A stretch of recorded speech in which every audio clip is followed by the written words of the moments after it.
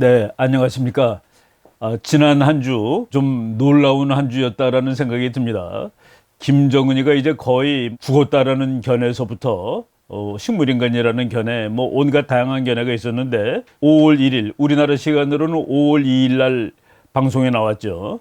북한에서 5월 1일 날 그 순천에 있는 비료 공장 준공식에 김정은이 참석했다라고 이제 나오고 수많은 사람들이 뭐 이렇게 뭐 환영하고 그러는 사진 나오고 그리고 동영상까지 나왔습니다. 한 가지 마지막 증명할 것이 안 나온 것이 목소리는 아직 나오지 않았습니다.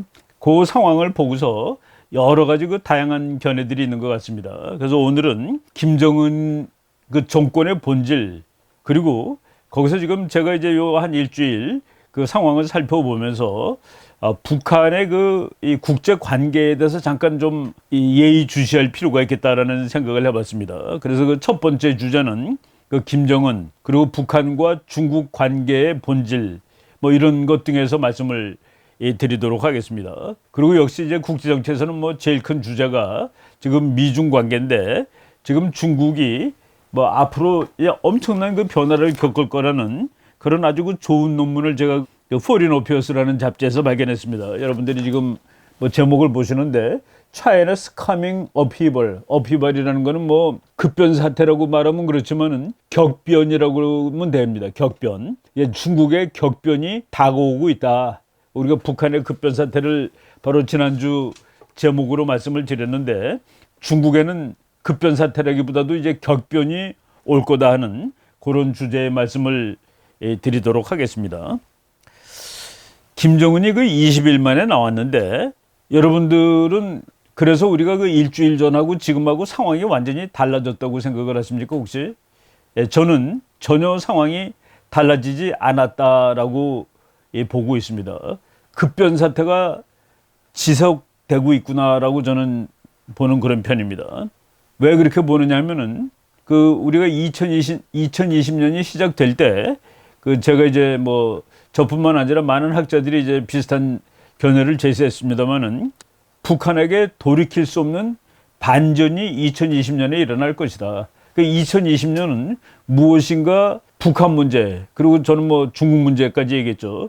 북한 문제와 중국 문제가 결론을 향해 가는 해일 것이다. 더 이상 방향을 틀지 못하고 원래 나가던 방향으로 가는 해일 것이다 그랬는데, 저는 지금 이제 5월 초순인 지금 우리가 금년도 1월 달에 했던 예상이 더 견고하게 강고하게 맞아진 것 아닌가라는 생각이 듭니다.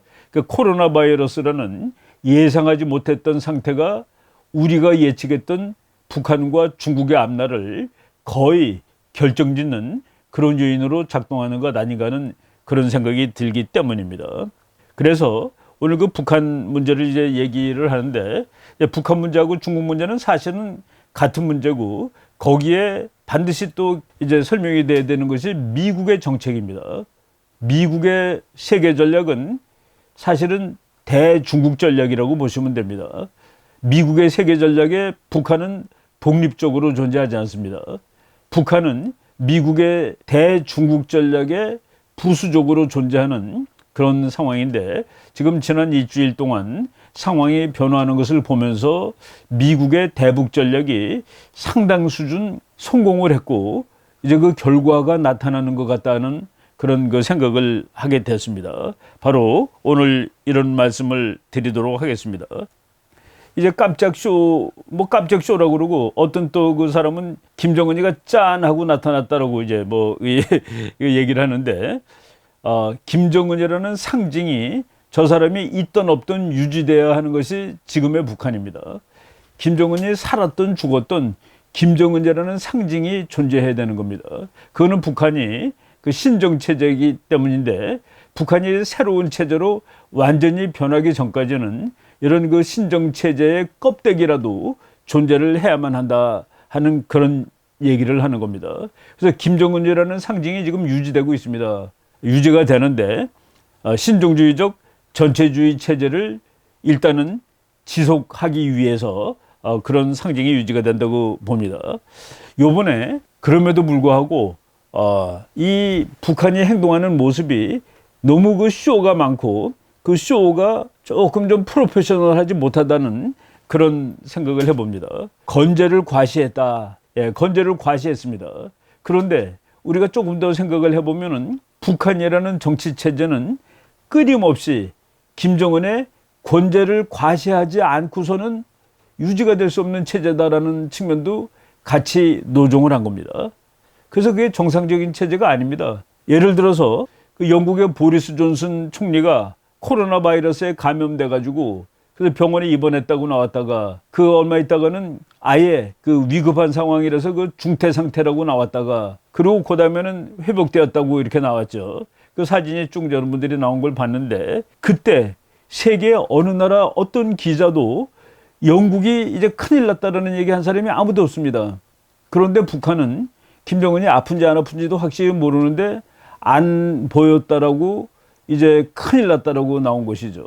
바로 그것이 북한이 정상이 아니라는 사실을 완전히 증명해 보인 것이고, 그래서 저는 바로 이제 지난주 그 촬영 시간이 4월 29일이었는데 북한의 급변 사태에 대비하지 않으면 안 된다라고 이제 말씀을 드린 겁니다. 뭐 그 이후에 그렇게 얘기한 것은 틀렸고, 그래서 뭐 국회의원 당선자 중에 북한에서 탈북에 온 사람들한테 뭐 정부가 사과하라고 얘기도 하고 또 많은 사람들이 비난조 성명을 냈는데 그렇게 되면 CNN한테도 사과하라고 얘기를 해야 되고 그리고 전 세계 모든 방송한테 다 사과하라고 얘기해야 됩니다. 여러분들이 잠깐 볼 텐데 폭스뉴스에서 그 기사를 클립한 겁니다. 김정은이 딱 사진 나오고 그 밑에 뭐라고 썼습니까? Proof of life. 살아있다는 증거. 죽었는데 보니까 살아있네 하고서 이런 증거가 나온 거죠. 김정은 makes first appearance in 20 days after storm of health rumors. 뭐 어마어마하게 그 건강에 관한 루머가 많았었는데 20일 만에 나타났다. 나 살아있지. 이것도 지금 고발해야 됩니다. proof of life 그랬으니까 살아있다는 증명 그랬으니까. 예, 지금 북한이 저희들 뭐 다시 한번 복습을 해보면은 4월부터 장교들 식량을 3분의 1밖에 못 주겠다고 그랬습니다. 장교들의 식량을 3분의 1밖에 못 주는 그 나라가 어떻게 급변사태가 아닙니까? 그죠? 그리고 김정은이 건재하다는 사실을 끊임없이 세계에 알리고 보여주고 과시해야 되는 이것은 그 문제가 분명히 있는 나라라는 것을 스스로 노종한 것이라고 봅니다.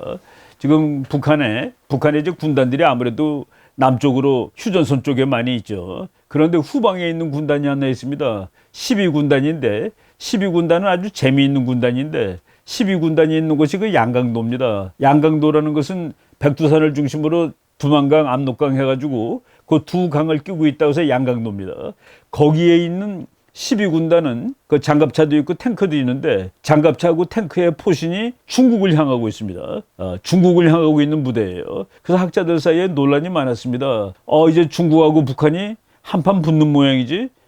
바로 중국하고 국경선에 있는 부대에 새로운 군단을 다 만들고 그리고 김정은 때는 거기에다가 장갑차까지 이제 포진을 시켰었습니다.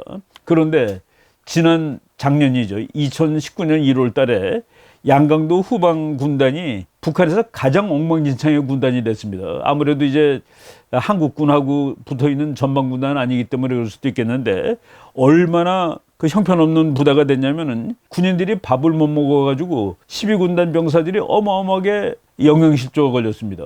그 영양실조가 걸렸는데 12군단을 유지하려다 보니까 군인들이 가서 동량을 하는 겁니다. 쌀을 얻어와요. 거지짓을 하는 거죠. 그리고 거지짓이 안 되면 가서 뺐습니다. 도둑질하는 겁니다.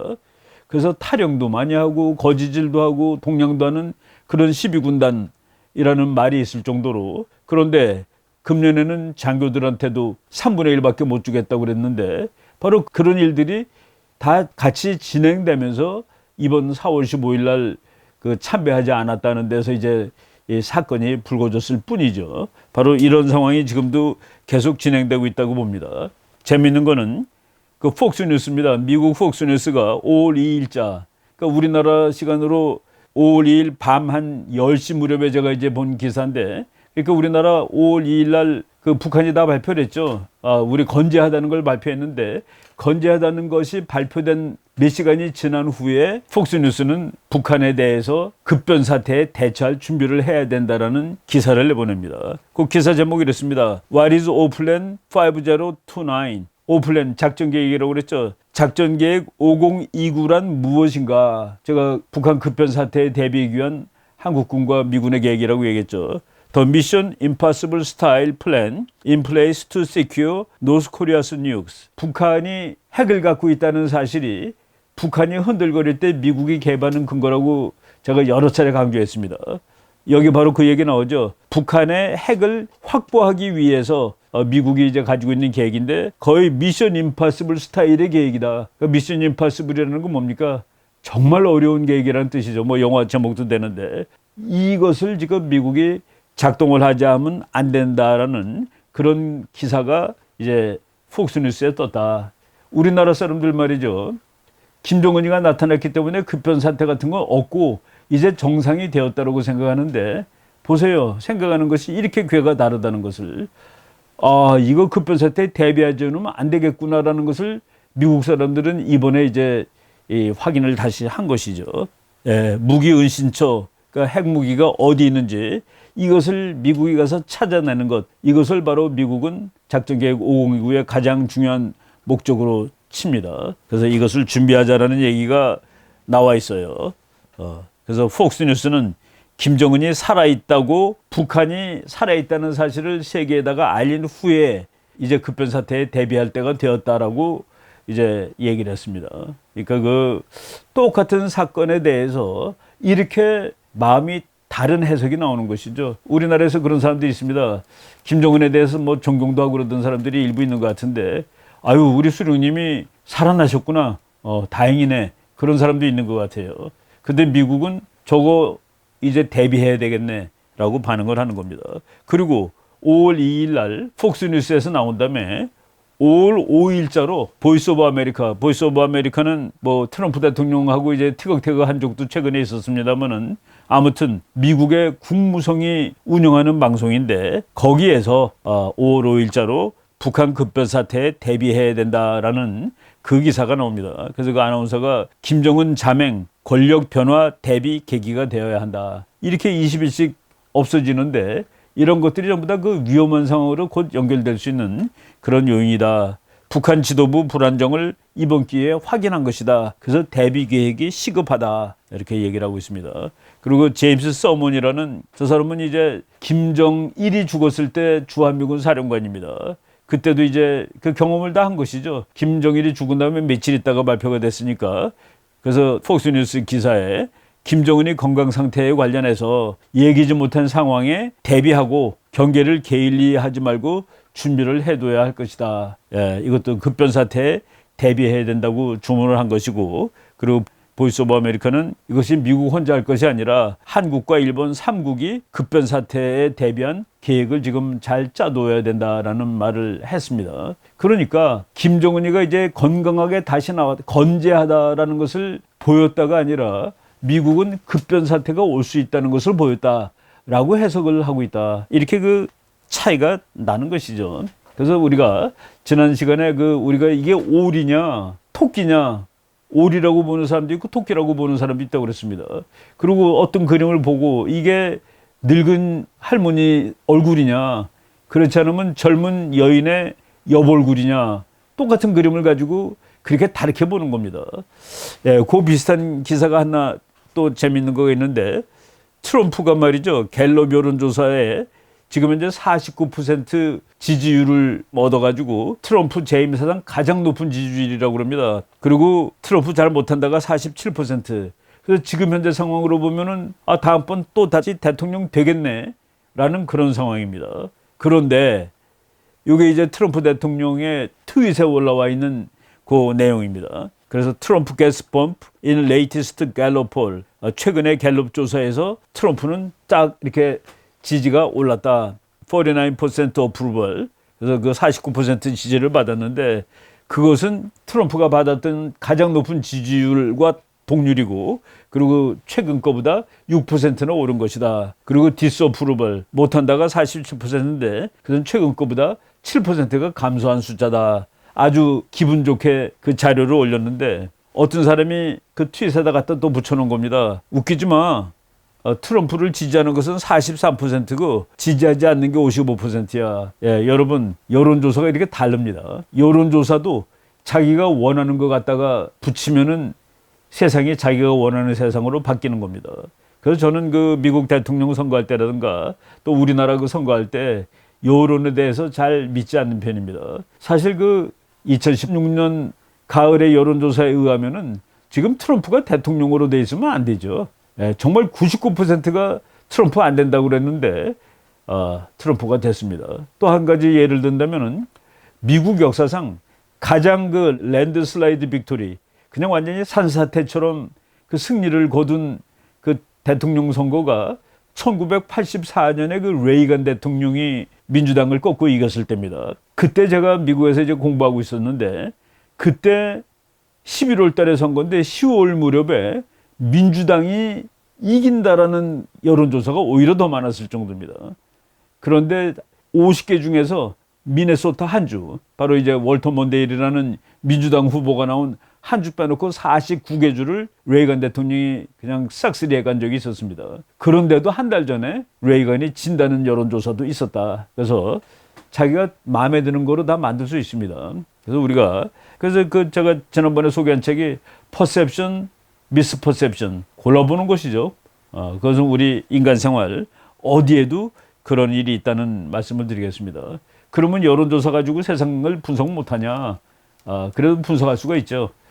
지금 여러분한테 보여드리는 거는 분석하는데 그래도 유용한 여론조사입니다. 96% approval rating in the Republican Party. 트럼프 대통령이 공화당 내에 96% 지지를 얻고 있다. 이거는 비교적 의미 있는 숫자입니다. 그만큼 트럼프를 지지하는 사람들은 똘똘 뭉쳐있다.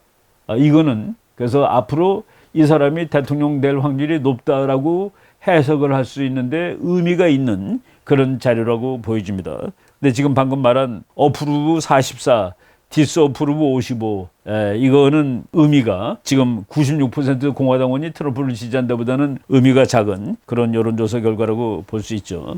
제가 이제 본론 들어가기 전에 여러 사람들이 분석을 다 했습니다. 일본에서 특히 많이 분석을 하는 것 같고 미국에서도 다 분석을 했습니다. 5월 1일 날 나타난 김정은이가 진짜냐라는 데 대해서 수많은 분석이 있었는데 제가 그것을 분석할 것까지는 없고 단지 일본 현대 비즈니스라는 인터넷 뉴스에서 한반도 정세 해가지고 이제 나와 있는 조그만 해설 기사가 있는데 그 해설 기사는 우리가 한번 읽어볼 만한 가치가 있다는 생각이 들었습니다. 하여간 4월 11일 날 마지막 사진이 나오고 그리고 5월 2일 날 다시 그러니까 20일 동안 비어 있었는데 그 사이에 별의별 사망설, 중태설, 식물인간설 이런 것들이 다 많았는데 5월 1일 날 나왔으니까 그런 설들은 정리가 된 셈이다. 정리가 된 셈이라고 볼 수도 있고 안 볼 수도 있죠. 그냥 급히 봉합을 하기 위해서 바로 지금 이 글은 급히 봉합하느라고 노력한 티가 너무나 많이 난다 하는 얘기입니다. 그 나온 사람이 진짜 김정은이 사실이라고 할지라도 그 모든 세팅이 사진이라든가 동영상이 참 목적을 가지고 한 것이 너무나 분명하다라고 이렇게 쓴 겁니다. 그래서 식물인간설, 사망설, 중태설이 정리된 셈이다라고 말한다 할지라도 하지만 관계국 정부 관계자와 전문가들에게 취재한 결과 사태는 그리 단순하지 않아 보인다라고 이제 일본 기자가 썼습니다. 공통된 사실은 최고 지도자의 건강 상태에 문제는 없다라는 것을 이제 얘기를 하는데 그게 바로 무슨 알리바이를 만들고 싶어 하는 것 같다는 얘기입니다. 나 그때 없었어. 나 범죄 현장에 없었어라는 것을 범인들이 자꾸 만드는 걸 그걸 알리바이라고 그러죠. 그 순간 나는 어디 있었는데 그러면서 북한이 이번에 한 것이 마치 그 범죄를 저지른 사람이 자기는 그거 안 했다고 알리바이 만드는 것처럼 행동을 하고 있다라는 얘기를 하고 있습니다. 이제 거기 여러분들이 이제 배경사진을 보실 거예요. 위에서 찍은 사진이 보이죠? 위에서 찍은 사진이 보이고 그리고 뒤에 순천 비료공장이라고 써 있는 자료가 있고 거기 밑에 보면 날짜가 써 있습니다. 2020년 5월 1일이라고 써 있는데 이것은 상당히 비보통인 일입니다. 보통 그렇게 하지 않는다는 그런 일이에요. 일반적으로 북한에서는 최고 지도자의 기밀을 보호하기 위해 국영 미디어는 공개 활동 일시를 공개하지 않은 채 보도하는 경우가 대부분이다. 그러니까 사진 나왔는데 뒤에 5월 1일이라고 나온 그런 거는 없다는 얘기입니다. 정상적인 경우라면은 뒤에 날짜에 쓴 적이 없어요. 그리고 거기에 이제 또 하나 이상한 거, 뭐 저희들 보고 다 즉석에서 이제 다 느낀 거지만은 2020년 5월 1일, 그것은 북한에서 그렇게 쓰지 않습니다. 주체 109년, 그리고 괄호하고 2020, 괄호 닫고 5월 1일, 그 5월 1일 쓴 것도 사실은 이상한데, 주체 109년이라고 북한은 씁니다. 그러니까 2020년이 주체, 북한 그 달력으로 주체 109년입니다. 바로 그런 것들이 일단 이상하고, 그리고 이제 위에서 찍은 사진인데, 위에서 찍은 사진, 마치 옥상에서 조감도처럼 찍은 사진이에요. 북한에서 최고 존엄을 그렇게 사진 찍을 수 없습니다. 그거는 위에서 저격도 할 수 있고 다 그런 것이죠. 그래서 그 대통령 행차하고 그러면은 그 옥상부터 전부 다 클리어 한다고 그러죠. 옥상에 누구 아무도 못 올라가게 하고, 예, 바로 거기서 저격할 수도 있는 곳이기 때문에, 그래서 북한에서는 일반적으로 최고 지도자의 보안을 위해 저격을 당할 가능성이 있는 위쪽에서의 촬영이 허용되는 경우는 거의 없다. 우리가 그날 나온 그 사진을 보고서 이건 뭐 북한에 대해서 오랫동안 북한을 쳐다본 사람, 워처라고 그랬습니다. 북한은 쳐다보는 나라니까, 연구하기보다도. 북한을 오래 쳐다본 사람들은 참 그림 한번 이상하네 라고 다 생각을 했던 것이죠. 이것도 알리바이를 위해서 북한이 연출한 것 같다는 얘기입니다. 보세요. 한미 양국이, 제가 그랬죠. 온갖 정찰기라는 정찰기는 다 다녀갔다. 그리고 심지어는 B1이라는 폭격기도 다녀가고, B1이 일본하고 막 연습도 같이 하고 그러는데, 그 사이에 아무런 북한이 그 비난 성명이 나오질 않았습니다. 뭐 그냥 정찰기들이 다 와서 다니고, 그리고 폭격기가 막 오고, 폭격기가 일본하고 훈련하고, 그리고 한국도 정말 간만에 미국 공군하고 연합훈련을 하고, 그랬는데 거기에 대해서 북한이 별 그 비판하는 방송이 나오지 않았다는 것은 분명히 무슨 일인가 있었다는 것이죠. 평소하고 달랐으니까.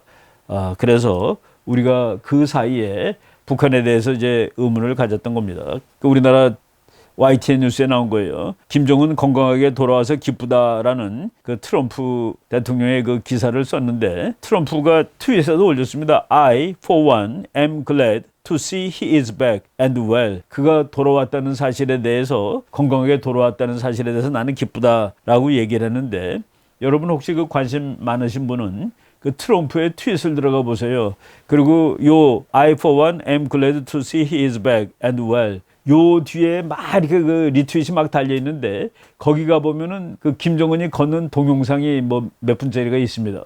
일부러 이걸 그냥 달아놓은 것 같아요. 한번 여러분들 보시라 하는 그런 의미에서.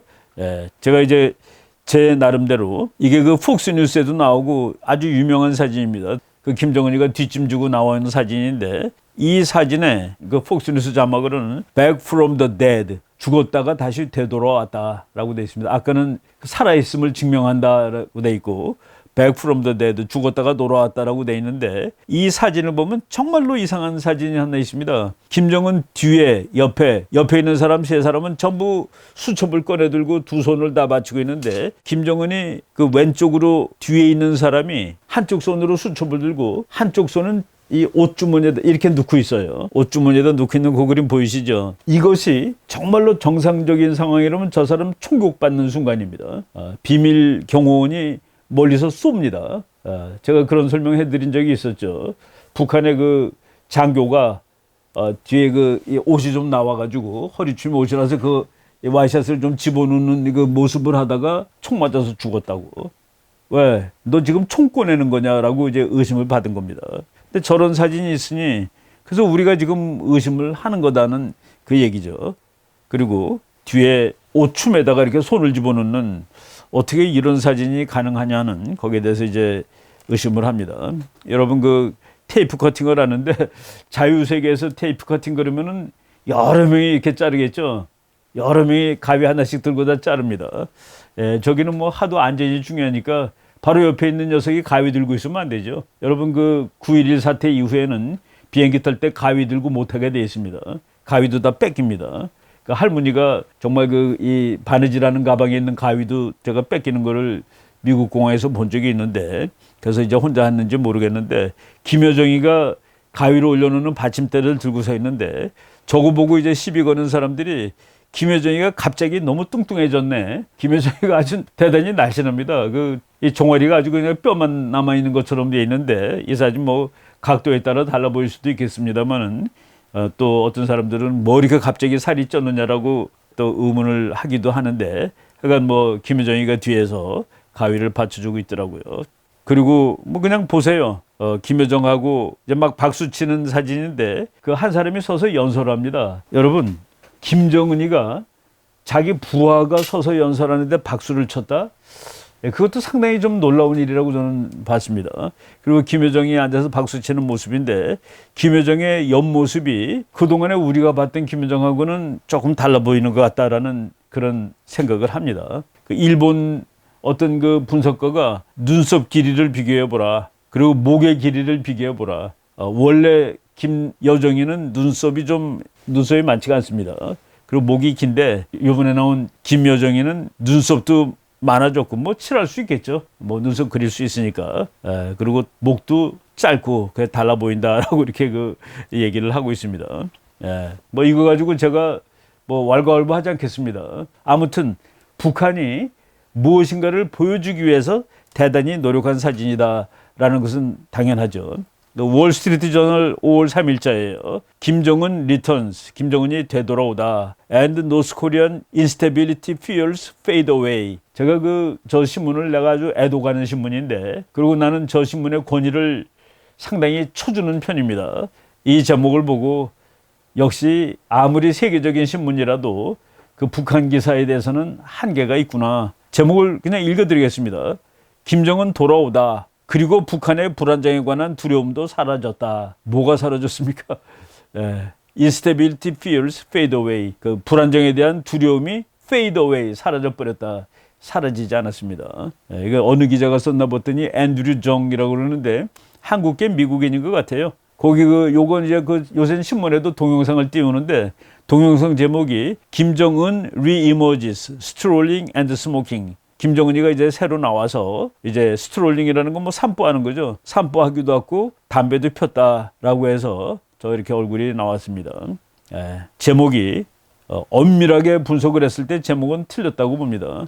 Instability fears fade away. 그건 아니에요. 불안정에 관한 공포는 사라져버렸다라고 말하면 안 된다고 저는 봅니다. 우리나라 조선일보에 김정은하고 이제 이번에 김정은이 다시 뭐 건재하다는 사진이 나오면서 김정은이 렉서스 타고 있네 라는 것을 가지고 시비를 걸었더라고요. 김정은이 탄 렉서스 일주일 전 안보리가 콕 찍은 제재 물품. 저거는 지금 안전보장이사회에서 북한에 들어가면 안 되는 품목에 들어가 있는 그 렉서스 SUV, 그것도 아주 렉서스 SUV 중에서도 고급입니다. 이거 뭐 570인가 뭐 번호가 있어요. 아주 상당히 고급인데 그거를 탄다라고 이제 우리나라 신문에서 뭐 애써서 시비를 걸었더라고요. 뭐 여러분 그냥 사진 그냥 보십시오. 요것도 이제 여러분이 혹시 이 동영상을 보여드릴 수 있으면 보여드릴 텐데 김정은이 걷는데 한쪽 다리는 확실히 잘 못 쓰는 거가 분명했습니다. 그리고 가다가 누구한테 인사하는 그런 모습도 나오고, 그리고 인사를 받는 사람이 분명히 김정은보다 훨씬 밑에 있는 사람일 텐데 북한식으로 말하면은 감히 수령님 앞에서 고개를 빳듯이 들고 있을 수 없는 사람일 텐데 뭐 하여간 좀 부자연스럽게 김정은이가 그 권위의 상징인데 정말 별 5인 사람, 별 4인 사람도 꿇어 앉아서 얘기를 할 정도인데 이렇게 걸어가는데 거의 고개도 숙이지 않고 김정은을 영접하는 사람도 있나라는 그런 의심을 할 수 있는 그런 동영상도, 이거 바로 트럼프 대통령 트윗에 올라 있는 동영상입니다. 뭐 하도 뭐가 많아요. 뭐 이 귀 모양 보고 알아차릴 수 있다고 그러는데, 여러분 뭐 누가 이제 이것도 트럼프 대통령 트윗에 올라와 있는 그 사진입니다. 한 김정은이는 이 귓볼이 이렇게 살이 쪄 있고, 또 한 김정은이는 귓볼이 이렇게, 이걸 칼귀라고 그러죠. 귓살이 하나도 없습니다. 여러분 보면 이건 뭐 눈에 띄게 구분이 됩니다. 뭐 누가 맞다라고 말씀드리기보다 뭐 이것이 트럼프 트윗에 그대로 다 올라와 있다는 사실이 놀랍다라는 말을 드립니다. 지금까지 제가 뭐 그냥 이미 여러분들이 여러 그 뭐 매체를 통해서 또 많은 유튜버들이 분석을 했던 얘기를 제가 뭐 좀 반복을 한 측면이 있습니다. 다만 김정은이가 20일 동안 나타나지 않았다가 새로 나타난 것을 보고 특히 이제 미국 측에서는 유고에 대비해야 된다. 급변 사태에 대비해야 된다 쪽으로 의견이 몰리고 있다라는 그 말씀을 제가 드렸습니다. 제가 그 맨 처음에 말씀드린 대로 이 상황이 그러니까 북한은 혼자 굴러가는 것이 아닙니다. 북한이 그 외교 정책이 있을 텐데 북한은 지금 국제 정치적으로 보면은 누구 편일까라는 생각을 한번 해보게 됩니다. 여러분 한번 그냥 중국 편일까요? 지금 북한이 미국 편입니까? 한국 편, 러시아 편, 혹은 일본 편. 예, 일본 편은 분명히 아니에요. 러시아도 뭐 지난번에 러시아 방문하고 그랬는데 지금 러시아는 북한에 대해서 별 영향이 없는 나라입니다. 한국 편? 뭐 지금 대한민국 대통령에 대해서 북한이 험담하는 것을 보면은 한국 편도 아니고 오늘 뭐 그것을 길게 얘기할 수는 없지만은 아무튼 한국의 초소를 향해서 북한이 기관포탄을 쐈습니다. 이건 뭐 포탄이라고 얘기해야 될 정도의 그 큰 총알을 가진 그 포를 갈겼습니다. 우리나라 GP를 향해서. 우리 편이면은 그렇게 할까? 한국은 뭐 잘 지내자라고 자꾸 좋은 신호를 보내는데 중국 편, 미국 편 어딜까? 저는 말이죠. 미국 편이라는 생각이 갑자기 듭니다. 갑자기 드는 게 아니라 아마도 미국 편일 것이다는 그 생각을 하게 되는데 거기에 대해서 오늘 잠깐 말씀을 드리도록 하겠습니다. 지금 여러분들이 제가 뭐 항상 쓰는 지도인데 여기서 그 지정학적인 원칙이 하나 있습니다. 영토를 접한 나라는 결코 진정한 우호 관계에 들어갈 수 없다. 국제 정치는 그렇습니다. 세계 모든 전쟁의 90%가 국경이 붙어 있는 나라에서 발생했다. 이건 역사 이래로 그렇습니다. 그리고 국제 정치, 외교 정책의 가장 기본 원칙은 원교 근공입니다. 그래서 친구는 항상 먼 곳에 있습니다. 친구는 먼 곳에 있다. 그렇게 되면 여기서 그 원칙에 의하면 북한의 친구는 누굽니까? 미국이죠. 대한민국의 친구는 누구라 해야 됩니까? 지금 누굽니까가 아니라 누구라 해야 됩니까? 미국이라 해야 되는 것이죠. 북한의 친구도 미국이라 해야 되는 것이 지금 이 지도가 말해주는 지정학적 철칙입니다. 예, 그건 불변의 법칙이죠. 여러분 또 지도 하나 보실 텐데 중국이 지금 세계에서 육지 국경이 정말 가장 위험한 나라고 긴 나라입니다.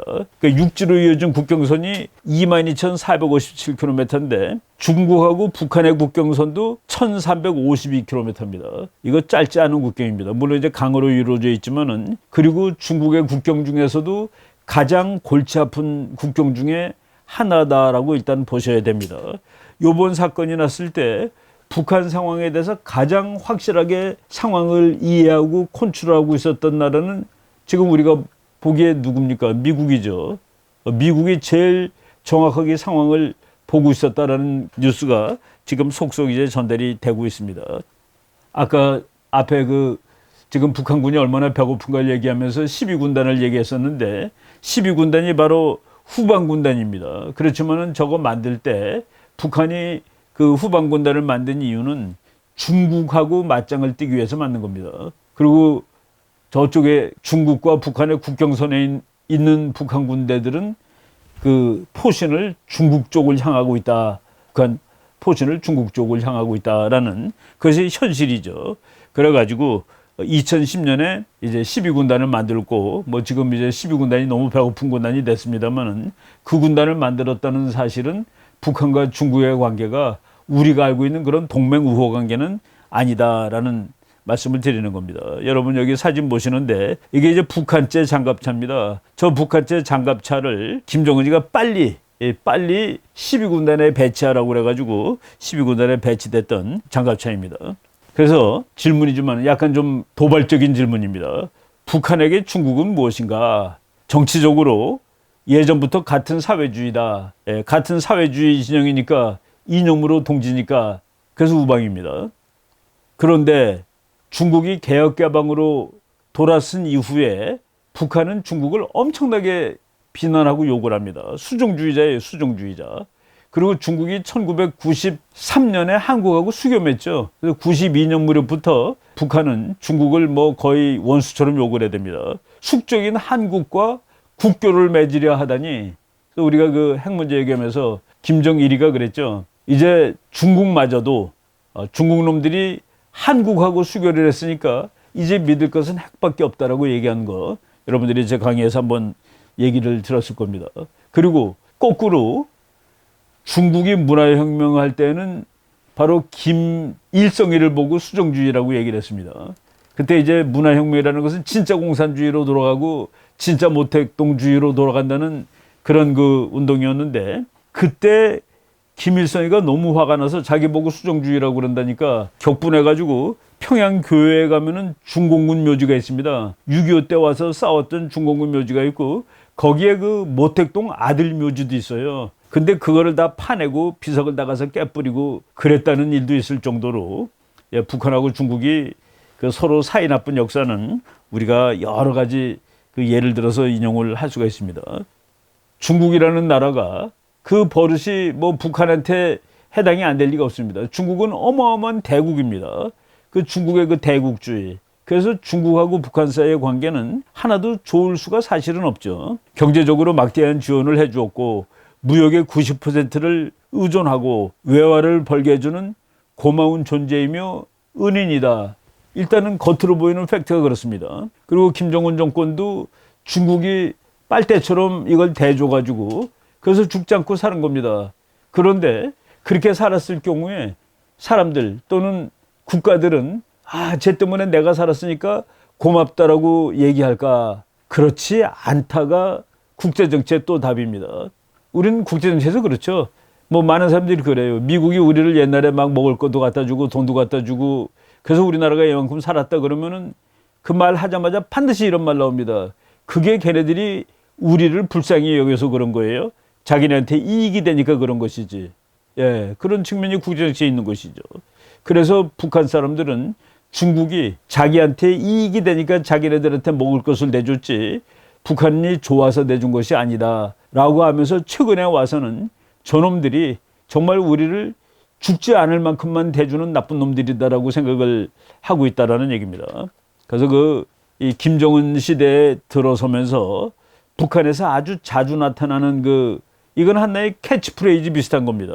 일본이 100년의 적이라면 중국은 1000년의 적이다. 이런 말이 북한에서 지금 아주 널리 쓰입니다. 중국은 1000년 숙적, 일본은 100년 숙적. 이런 것들이 하나의 국민을 교육하는 주제가 돼가지고 주민대상 학습에서 행해지는 그런 강연 주제가 되기도 한다는 얘기입니다. 그래서 중국에 대해서 어떤 환상도 가져서는 안 된다. 그래서 이제 북한 사람들이 흔히 하는 말이 이거예요. 자기 욕심만 생각하는 놈들, 중국이 그렇다는 겁니다. 북한에 오는 중국인 무역상은 그리고 관광객은 오직 가난한 놈들뿐.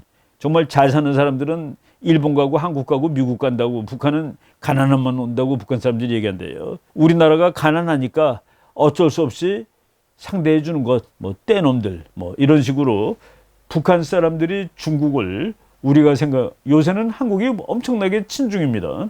그런데 북한은 국민은 물론이거니와 북한 정부가 엄청난 반중이다라는 사실을 지금, 근데 그것은 역사적으로 다 증명이 됩니다. 여기 여러분들이 흑백 사진인데 한 사람이 팽독회입니다. 뻥더파이어라고 그러죠.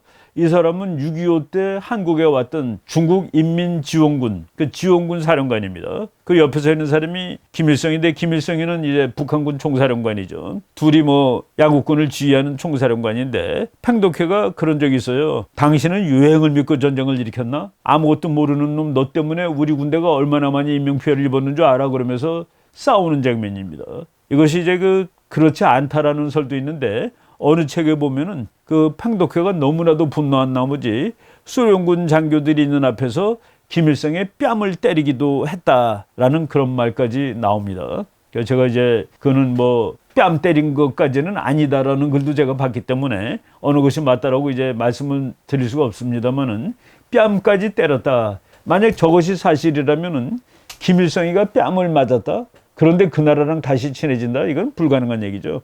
북한, 중국 사이에 그런 넘지 못할 그런 이 장애 요인들이 있습니다. 제가 월간조선 2018년 5월 달에 그 김정은이가 중국 방문한 데 대해서 이제 글을 하나 써달라고 그래서 썼는데, 국경을 길게 접하고 있는 나라들이 진정한 우방이 되는 법은 본시에 없다라는 얘기를 했고, 그리고 1300km에 이르는 긴 국경을 공유하고 있는 중국과 북한은 애초부터 진정한 국가가 될 수 없는 처지에 있었다라고 얘기를 합니다. 중국에서는 말이죠, 한국전쟁에서도 그런 말이 있어요. 김일성이 한반도를 통일시키려고 하지 않았다면 한국전쟁이 일어나지 않았을 것이다. 중국 사람들은 몇십만 명이 와서 북한에서 죽었고 20년에 걸친 미중 냉전을 초래했으며, 중국이 한국전쟁에 개입하는 바람에 미국으로부터 완전히 손절매를 당한 것이죠. 그래서 한 20년 동안 중국이 애를 썼습니다. 심지어 양안 문제가 지금까지 해결되지 못하고 있는데 이는 모두 다 북한의 고집이 가져온 피해다라고 하면서 한국전쟁에 대해서 이제 중국 사람들이 화를 내고 있습니다. 그런데 비해서 북한은 또 그런데요, 중국한테 70년 동안 반미의 교두보로서 중국 대륙의 안보를 지켜왔다. 내가 너를 지켜준 거야라고 북한이 중국한테 얘기하는 겁니다. 중국이 북한의 모든 요구를 받아들여야 하고 북한에 감사해야 한다. 이런 식으로 이제 또 북한은 중국한테 대해서 얘기하는 거예요. 2010년 8월 장춘에서 후진타오하고 김정일이 정상회담을 한 적이 있었는데, 그때 후진타오가 그랬답니다. 13억 인민은 잘 먹고 잘 사는데 너는 2천만 밖에 안 되는 주민도 못 먹이느냐. 그래서 김정일이가 뭐 분노했다는 그런 얘기가 있습니다. 그래서 이제 중국 사람들이 이렇게 얘기를 한대요. 피로 맺은 우정, 그런 게 지금 중국하고 북한 사이에 어디 있어. 국제사회에서는 원래 국가 이익이 있지 영원한 친구와 영원한 적이 없다고 그랬죠. 그런 얘기들이 이제 중국 사람들이 막 합니다. 예, 또 그 중국과 북한 사이에 그 몇 가지 좀 이렇게 그 좋지 않았던 기억 몇 개를 더 말씀드리겠습니다. 1983년 그때 이제 김일성이가 살아있을 때죠. 중국이 막 개혁 개방하고 몇 년 안 됐을 때예요.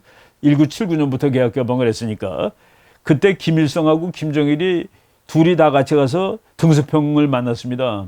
등소평이 개혁 개방을 해야 살 길이다라고 얘기를 했더니 김정일이가 무지하게 반발을 했대요. 그래서 등소평이 너무나도 화가 나서 재떨이를 집어 던졌다는 그런 일화가 있습니다. 그런데 그럼에도 불구하고 중국하고 북한은 좋은 관계를 유지하는데 중국 사람들이 그런답니다. 중국에 그 이론이 있어요. 그것을 번견론이라고 합니다. 번견, 집 지키는 개라는 뜻이죠. 집 지키는 개 이론 해가지고 중국하고 미국이 직접 다투기가 뭐한데, 북한이 중국 앞에서 미국한테 대해서 막 지져주는 거예요. 미국 나쁘다고. 중국을 대신해서 미국에게 지져준다. 말하자면 집을 지키는 개와 같다. 그래서 중국은 북한한테, 북한이라는 개한테 먹이를 주는 것이다. 번견론. 여러분, 그렇지만은 제가 이제 그 뭐 학교에서 이제 북한 정치 가르치고 그럴 때 뭐 학생들한테 받은 질문 중에 하나입니다.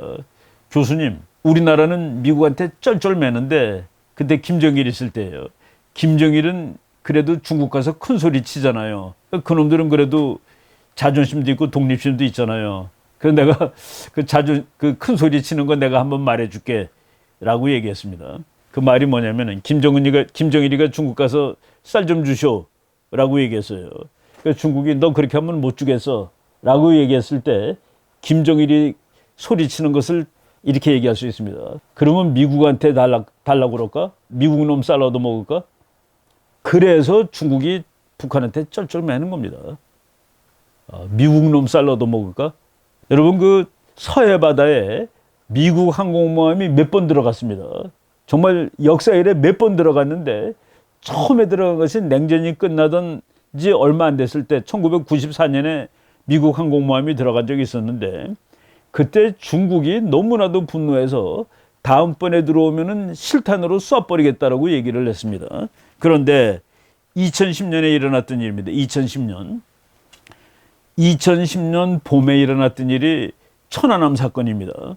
그래서 미국의 항공모함이 한국하고 이제 서해바다에서 훈련을 하겠다라고 이제 했는데, 그때 중국이 너무나도 분노해가지고 뭐 보통 격렬하게 비판한 것이 아닙니다. 그래서 2010년 7월 달에 서해바다에서 하기로 약속되어 있던 그 미국의 항공모함 훈련이 동해바다에서 행해진 적이 있었습니다. 그게 2010년 7월 하순 얘기예요. 제가 그때 그 미국의 조지 워싱턴이라는 그 항공모함을 그때 한번 견학을 갔었습니다. 그래서 내가 너네들 원래 서해바다에서 훈련해야 되는 거 아니냐라고 함장한테 그냥 농담 반 진담 반으로 물어봤습니다. 원래 입에 이거 지금 서해바다에 있어야 되는 거 아니요? 라고 질문을 한 적이 있었는데 그 배가 서해바다에 가서 훈련하는 데까지 넉 달밖에 안 걸렸습니다. 그런데 그 넉 달 사이에 무슨 일이 있었냐면은 2010년 3월 달에 천안함 사건, 그래서 7월 달에 미국 항공모함이 서해에서 훈련하기로 한 것을 중국이 소리 질러서 동해에서 하게 했고, 그런데 북한이 2010년 11월 23일 날 연풍도 표국을 했습니다. 연풍도를 대포로 쏜 거 여러분 다 기억나시죠? 그리고 며칠 만에 미국 조지 워싱턴 그 항공모함이 군산 앞바다, 서해바다로 밀고 들어간 겁니다. 즉 북한은 중국이 그렇게 정말 치를 떨면서 반대하는 미국 항공모함의 서해 진입을 북한이 의도해서 그런 일을 만들어낼 수 있다라는 겁니다. 그래서 중국이 북한에 대한 그 컨트롤은, 통제력은 한계가 있는 것이죠.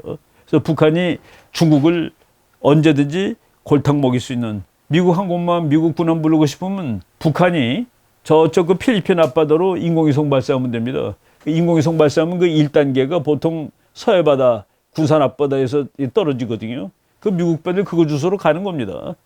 뭐 그냥 좀 애들 말로 하면은 북한이 중국한테 미국군 서해바다 또 불러드릴까? 라고 협박할 수 있다는 그 얘기죠. 예. 이런 일들이 그동안 뭐 수도 없이 일어난 겁니다.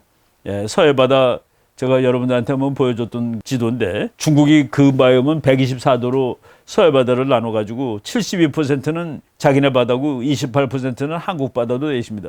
여러분 우리나라도 참 서해바다 중국이 다 짓거라고 그러지만은 북한 쪽 지도 한번 보세요. 정말 북한은 서해바다가 거의 없죠.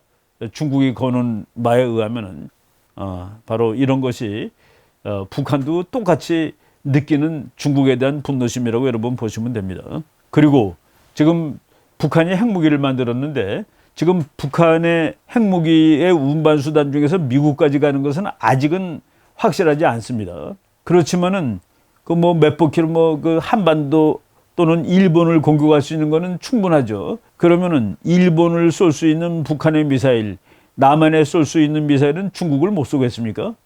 그래서 중국 사람 계산법에 의하면은 중국 사람 14억 중에서 1억 8천만이 북한의 핵폭탄 사정거리 이내에 살고 있다라고 얘기하는 겁니다. 네. 여러분 지금 제가 말이죠. 이거 여러분 한번 소개했던 책인데 중국의 대북조선 기밀 파일이라는 책이 있습니다. 이거는 그 일본 책을 번역한 것인데 이 원 저자가 중국 사람입니다. 중국 사람인데 중국에서 책을 못 내고 일본에서 책이 먼저 나온 거를 우리 그 한국 학자들이 이제 분석을 한 책인데 여기서 중국 사람들은 한국 사람을 뭐라고 비하를 하냐면은 고려 봉자, 까올리 빵츠, 까올리가 고려인데 한국을 비하시켜서 하는 말입니다. 비하시켜서. 봉자는 뭡니까? 몽둥이, 고려의 몽둥이들, 그 몽둥이라는 그 아주 나쁜 의미의 그 욕인데 고려 봉자를 이 책에서 이렇게 설명하고 있는 것을 잠깐 제가 읽어드리겠습니다. 어우양선이라는 이 저자가 쓴 건데 이 책의 그 5장에 보면은 영원히 신용할 수 없는 고려 몽둥이, 그러니까 고려 몽둥이라는 건 아주 비하한 겁니다. 뭐 머리도 나쁜 놈들이고 정말 몽둥이 방망이 같은 녀석들이라고 이제 한국 사람을 중국 사람들이 이제 비하한 거예요. 여기에 몇 가지 그 의미 있는 그 여론조사가 나오는데 제가 한두 가지만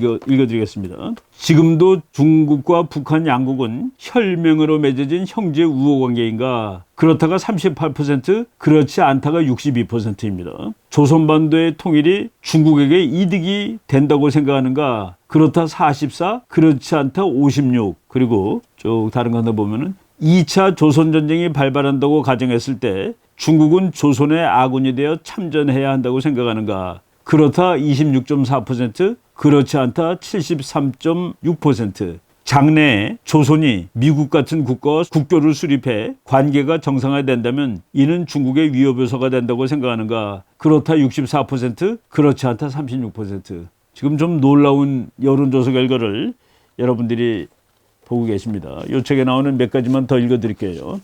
중북 관계에서 군사적 충돌은 불가피하며 중국은 북조선에 대항하기 위해 전쟁을 준비해야 한다.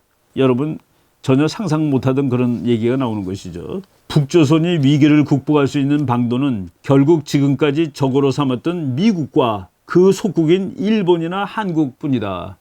북한 위기를 해결하는 방법은 미국이다라는 얘기를 이 중국학자가 쓰고 있는 겁니다.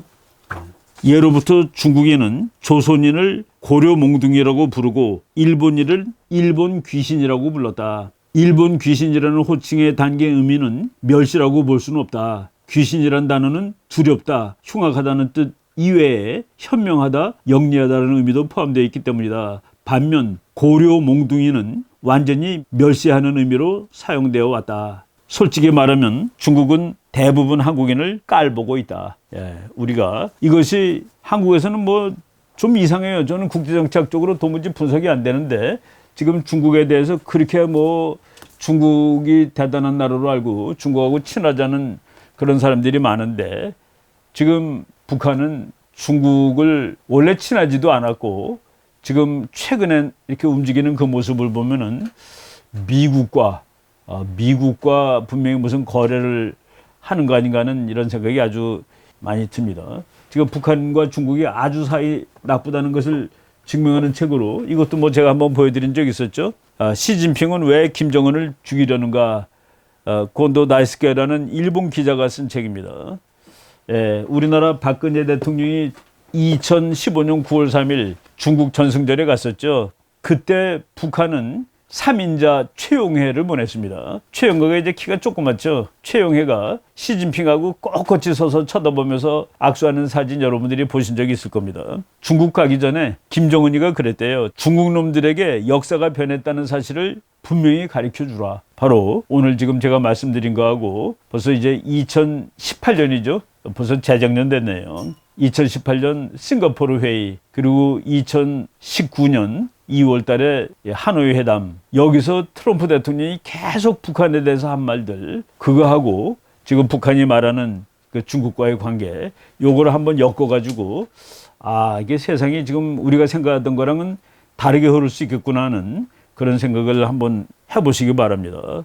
제가 요거를 조금 더 이제 체계화시키고 분석을 더한 다음에 한번 미국과 북한 관계, 북한과 중국 관계에 대해서 한번 그 말씀드릴 기회를 다시 한번 가져보도록 하겠습니다. 여기서 그 첫 번째 주제는 일단 여기까지 말씀드리는 거로 하고 다음 주에를 또 말씀드리겠습니다.